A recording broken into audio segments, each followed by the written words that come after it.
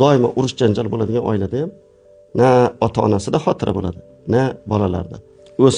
O'spirin yigit qizlarimizda xotirasi past deb ota-onasi shikoyat qilib yuradi. Nima qilay deb. Birinchi o'rganinglar.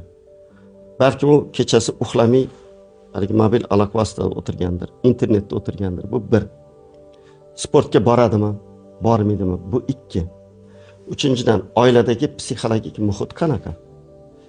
Agar xotin doimo o'zaro urushaversa, bolada haligi stress holati paydo bo'ladi-da, miyada adrenalin miqdori oshib ketib, doimo bola stressda yuradi, xayol parishon bo'lib qoladi.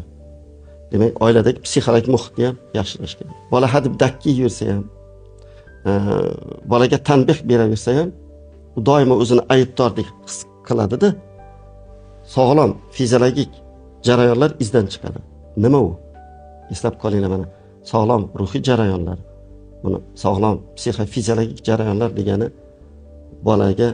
bolani nutqi, xotirasi, idroki, diqqati, hissiyoti, Alloh tomonidan berilgan mana shu xususiyatlarni o'ynatib o'rmaslik kerak.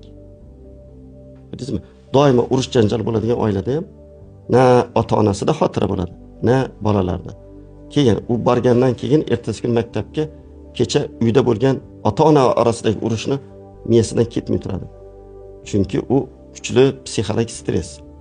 Ba'zan oilada bo'lgan qattiq janjal ota-ona orasidagi va bolalar bilan bog'liq. Ya'ni bolaga bergan tanbeh bir oylab miyada saqlanib turadi.